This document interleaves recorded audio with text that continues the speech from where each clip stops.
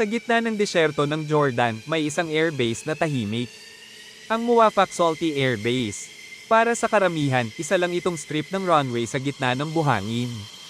Pero para sa militar, ito ay isang strategic fortress, isang silent sentinel, nakatutok sa bawat galaw sa rehiyon. Sa nakalipas na ilang araw, isang malawakang deployment ang namataan ng mga satellite at radar. Dozens of US military aircraft ang dumating, bawat isa ay may partikular na misyon, bawat isa ay may kahulugan. Hindi ito simpleng deployment. Ito ay preparation, deterrence, at silent warning sa mga posibleng banta. Ang sumusunod ay mga uri ng sasakyang panghimpapawid na naobserbahan o naiulat na dumating o umiikot sa base at rehiyon, bawat isa ay may kritikal na papel sa paghahanda ng military posture.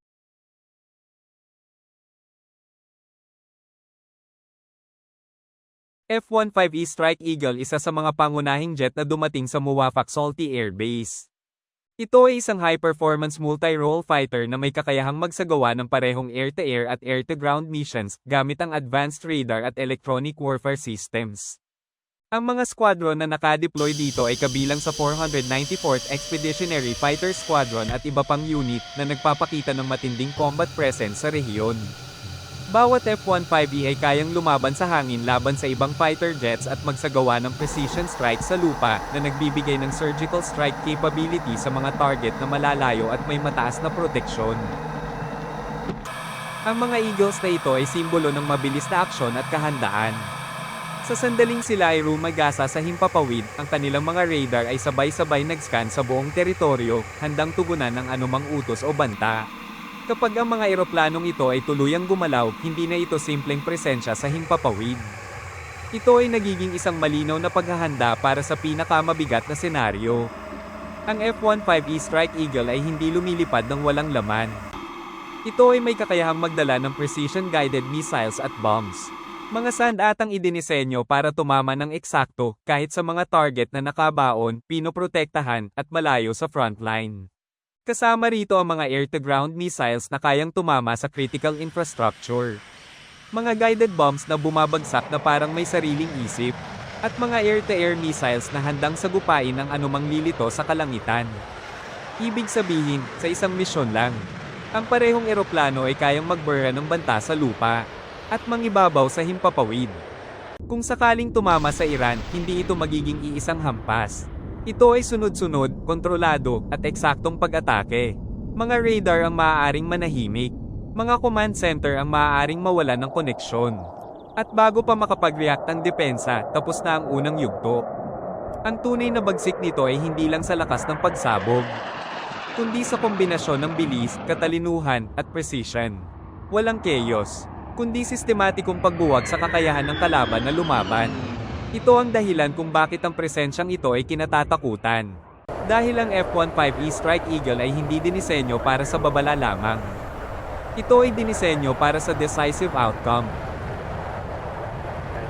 May mga ulat na nagsasabing ang F-22 Raptor, isa sa pinaka-advanced na fighter jet ng Estados Unidos, ay dati nang na-deploy sa Jordan at maaaring naka-standby bilang bahagi ng mas malawak na strategic posture sa rehiyon. Ang F-22 ay isang 5th-generation stealth fighter, dinisenyo hindi para sa simpleng presensya, kundi para sa ganap na dominasyon ng himpapawid. Dahil sa kakayahan nitong manatiling halos hindi nakikita sa radar, madalas itong inilalagay sa unang yugto ng anumang malakihang operasyon kung saan ang layunin ay kontrolin ang kalangitan bago pa man makakilos ang kalaban. Kung sakaling kailanganin, ang F-22 ay maaaring magsilbing escort ng iba pang aircraft, tinitiyak na ligtas ang mga bomber at strike fighters habang papasok o palabas ng mission area. Maaari rin itong magsagawa ng strategic coverage, tahimik na nagbabantay sa ere, sinusubaybayan ang mga galaw ng kalaban ng hindi namamalayan. Ang tunay na lakas ng F-22 ay hindi lang sa bilis o armas, kundi sa kombinasyon ng stealth, situational awareness, at air dominance capability. Ito ang uri ng eroplano na kayang neutralisahin ng banta sa himpapawid bago pa ito maging aktwal na panganib. Sa konteksto ng tumitinding tensyon sa rehiyon, ang presensya, kahit tahimik at hindi kumpirmado, ng F-22 ay may malinaw na kahulugan. Isang insurance policy laban sa anumang eskalasyon. At isang paalala na ang himpapawid ay maaaring makontrol sa loob lamang ng ilang sandali kung kinakailangan. Hindi ito eroplano na ipinapakita para mantakot. Ito ay eroplano na ginagamit kapag seryoso na ang sitwasyon. Dagdag pa rito, ang presensya ng F-22 Raptor ay kadalasang hindi inaanunsyo. Hindi ito eroplano na kailangang ipakita dahil ang mismong ideya na maaaring naroon ito ay sapat na para baguhin ang kalkulasyon ng kalaban. Habang ang ibang fighter jets ay nakikita sa radar at sinusubaybayan, ang F-22 ay gumagalaw ng tahimik, nag-ooperate sa likod ng eksena. Ito ang unang pumapasok at huling umaalis, tinitiyak na ang himpapawid ay ligtas bago pa man pumasok ang ibang aircraft.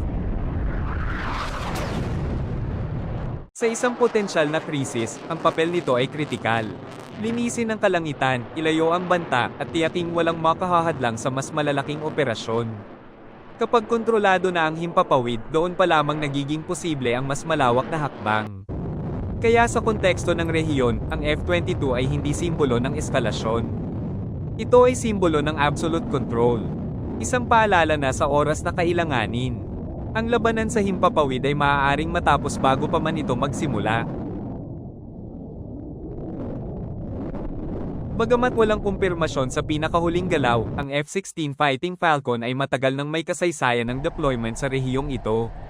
Ito ay nagsisilbing dagdag at flexible na puwersa sa mas malalaking operasyon ng US Air Force. Ang F-16 ay isang multi-role fighter na kilala sa bilis, liksi, at versatility. Isa sa pinakamahalagang papel nito ay ang SEAD o Suppression of Enemy Air Defenses, isang kritikal na misyon kung saan ang layunin ay pahinain o patahimikin ang mga radar, missile systems, at anti-aircraft defenses ng kalaban.